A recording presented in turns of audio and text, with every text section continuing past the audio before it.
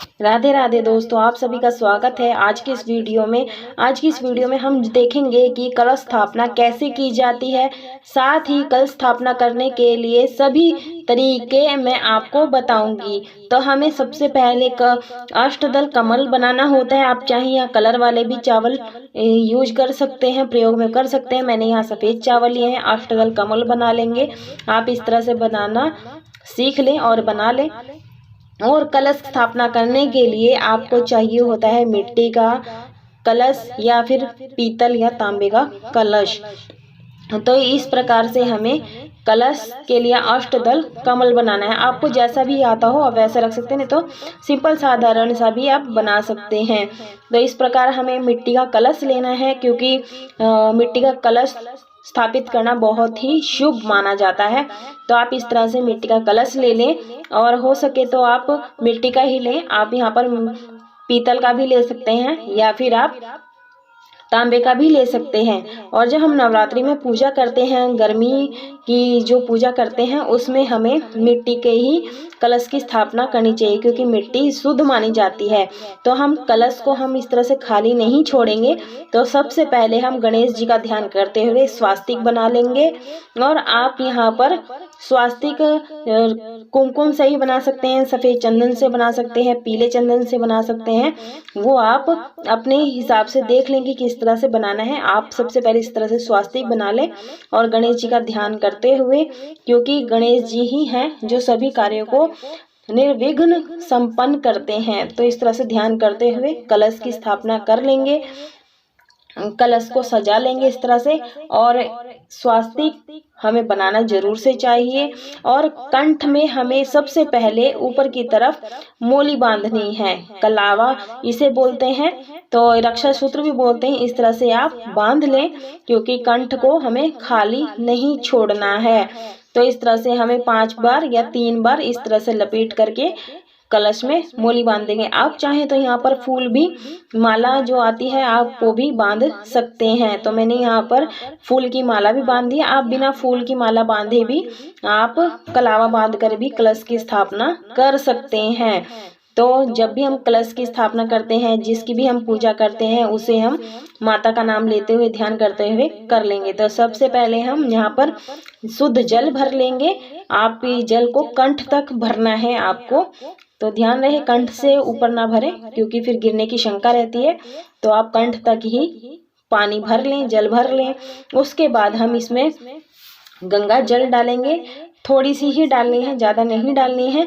उसका ध्यान रखें, जो जो चीज़ें हमें कलश में डालनी होती हैं वो चीज़ें हमें यहाँ पर डालनी हैं। तो इस तरह से सबसे पहले हम गंगा जल भर लेंगे, और माता का ध्यान करते हुए इस तरह से कुछ बूंदे गंगा जल की आप डाल लें। अगर आपके पास नदी सरोवर होते हैं, शुद्ध जल हैं आपके पास, तो उससे भी आप सीधा कलश भर सकते हैं। तो हमें कलश में डालने के लिए कुछ चीज़ें चाहिए, जैसे हमें जो 2 लौंग के जोड़े चाहिए, दुर्वा चाहिए, सिक्का, सुपारी और फूल, एक इलायची, इस तरह से एक फूल चाहिए। आप यहाँ पर अक्षत भी ले सकते हैं। और मैं यहाँ हल्दी पाउडर ले रही हूँ, आप चाहें तो यहाँ पर हल्दी की गांठ भी ले सकते हैं। और मैंने मीठा लिया है, मतलब चीनी ली है। आप चाहें तो यहाँ पर बताशा भी ले सकते हैं, या फिर आप मिश्री के कुछ दाने भी ले सकते हैं। तो इस तरह से सबसे पहले मैं यहाँ पर एक सुपारी डाल दूंगी, फूल डालूंगी, और साथ में लौंग का जोड़ा डाल देंगे।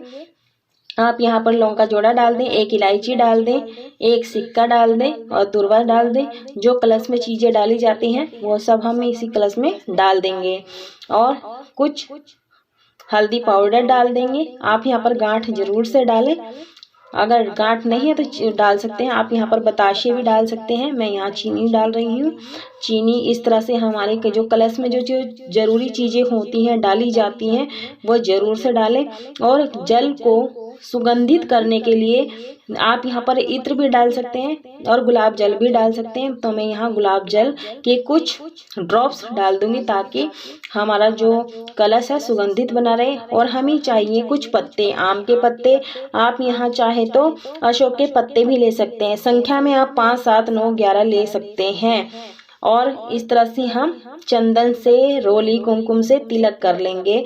तो आप इस तरह से तिलक कर लें और माता का ध्यान करते रहें। हो सके तो माता का जय माता दी नाम ले सकते हैं, या फिर आप ओम दुम दुर्गाए नमः मंत्र का उच्चारण भी करते हुए कलश की स्थापना कर सकते हैं, क्योंकि नवरात्रि माता की होती है और माता जी हमारे घर आती हैं, तो उनका ध्यान जरूर से रखना चाहिए और कलश की स्थापना कर लेनी चाहिए। आप कलश की स्थापना शुभ मुहूर्त देखने के बाद ही करें। तो इस तरह से हम कलश की स्थापना कर लेंगे और अशोक के पत्तों को तिलक कर लेंगे, लगा लेंगे।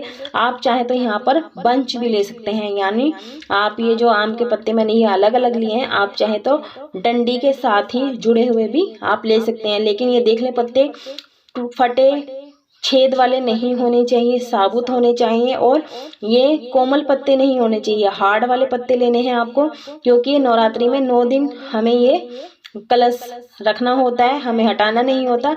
अगर हम नाजुक पत्ते लेते हैं वो तो जल्दी ही सूख जाते हैं और ये शुभ नहीं माना जाता है।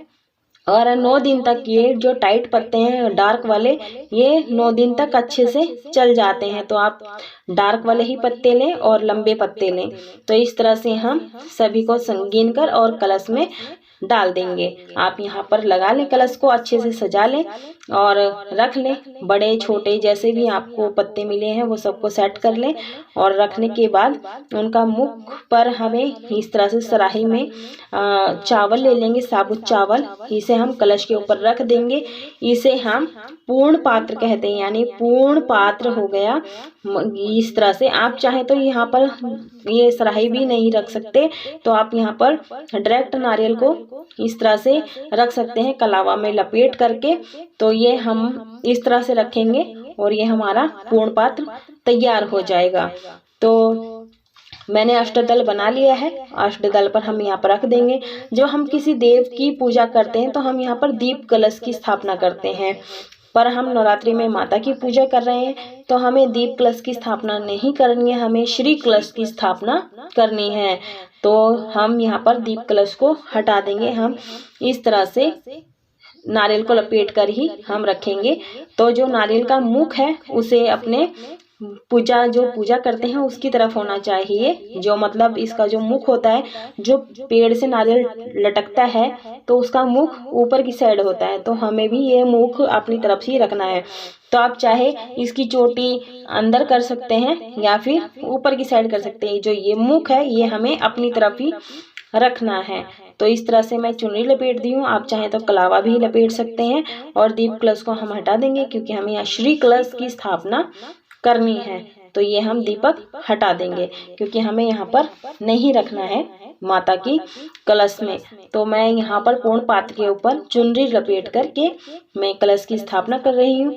अगर आप चाहें तो आप सिर्फ कलावा भी लपेट सकते हैं और पुष्प रख देंगे। इस तरह से हमारी जो कलश की स्थापना पूर्ण हो जाती है। वस्त्र रूपी हम कलावा अर्पित कर देते हैं, तो ये हमारा पूर्ण कलश की स्थापना हो जाती है। तो ध्यान रखें, जो हम कलश की स्थापना करते हैं माता के राइट हैंड की साइड हमें रखना चाहिए। अगर हम बैठते हैं तो हमारे लेफ्ट साइड होता है ये कलश, तो हमें माता के दाहिने हाथ की तरफ कलश की स्थापना करनी है। तो इस तरह से अष्टदल पर रख देंगे।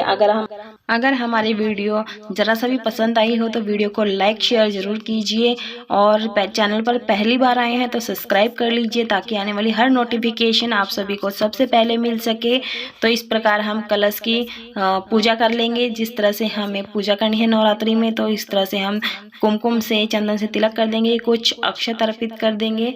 आप यहाँ पर साबुत अक्षत ही लें और फूल अर्पित कर देंगे। तो ये हो जाती है हमारी कलश स्थापना, जिसे हम वरुण कलश भी कहते हैं और श्री कलश भी कहते हैं। तो वस्त्र रूपी हम यहाँ पर कलावा अर्पित कर देंगे और पुष्प अर्पित कर देंगे। ये कलश की स्थापना हो गई।